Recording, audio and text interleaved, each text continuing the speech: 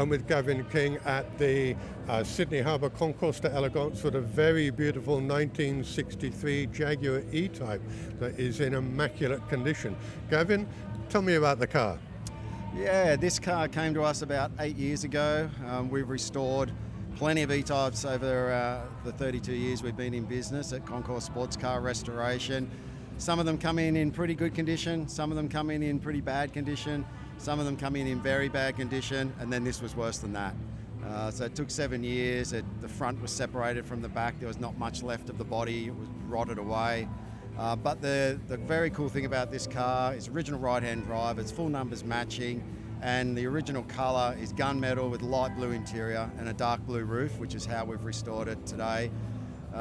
Massive restoration, huge undertaking, big dollar restoration, but the owner really wanted this car, having the aluminium centre sections in there, which got changed later in 1963. So it really ticks every single box that a collector would want, and a collector that wants to actually drive his car. Yeah. People talk about the flat floors and so on, and they're fantastic, but if you're actually going to get in and drive the car, and if you're anything taller than, say, 5'11", or if you're 6 foot tall, you're going to struggle. So this ticks all of those boxes. It's just a beautiful car. And 4.2? 3.8. Okay, so it's the earlier 3.8. When did the 4.2s come in? 4.2 came in 64, so during 1964 they changed over. Right. But the 3.8, it's the first of the breed, and to many considered to be the purest. Right. But yeah, it's a magnificent thing. And you're saying it was in a pretty horrendous state when you got it, and being separated. What had happened to cause that destruction of a beautiful vehicle? So it's a UK delivered car, and they drive on salted roads over there, and unless they're very, very well cared for, that does take its toll. So it had taken its toll on this car, certainly.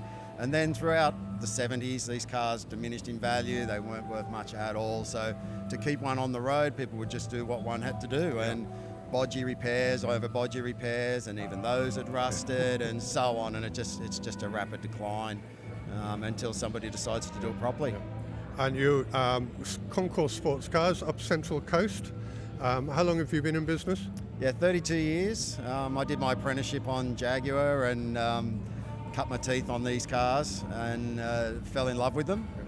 Jags and Aston Martins, and that's what we specialise in. And then there's some Italian that's crept in there as well, as they invariably do. But 32 years of restoring E-types. We've restored dozens of cars, and we build full aluminium cars and lightweight replicas and so on as well. That's amazing to have a business on the Central Coast that focuses on pretty much one or two marques. But what you're doing in getting them back on the road, I can see from this one, it would be an absolute pleasure to drive and an absolute head turner. Absolutely right. It gives so much joy when you follow the journey of the restoration. This took 7 years, this car, which is pretty long, to then finally fire it up and then finally drive under its own power for the first time, and then really get the handle of it and step back in time to the 60s and just imagine what life would have been like.